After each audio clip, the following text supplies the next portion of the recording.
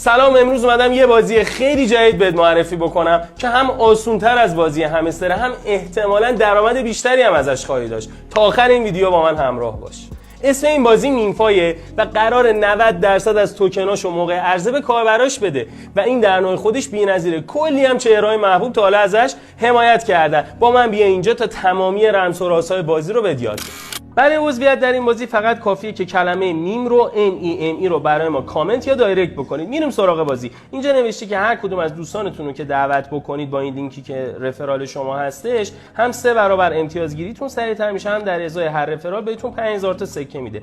این بازی برخلاف بازی دیگه 2 تا بخش داره. سمت راست پایین انرژیتونه که روش کلیک میکنید کم میشه، سمت چپ پایین جون این کاراکتر است که هر چی زودتر تمام بشه لول اپ شدن و تغییر شکل کاراکتر زودتر انجام میشه. توی قسمت بوستر هم اون ریچارژ و توربو که مثل بازی تب سواب هیچ فرقی نمیکنه. تبات هم که براتون اتوماتیک سکه به دست میاره وقتی که بازی نمیکنی. فقط قسمت دمیجش هر چی لول اپ تر بشه سریعتر جون این کاراکتر تمام میشه. 2 تا بخش پایین هم که مشابه بازی‌های قبلی هستش. بخش ارن هم اینجا شما یه سری تاسک بعد انجام بدین، این تسکا رو انجام میدین سکه میگیرین. برای عضویت داخل کانال های تلگرام این بازی هم داخل همون کلمه میم که برای ما دایرکت یا کامنت میکنین لینک عضویت داخل کانال تلگرامش هم وجود داره.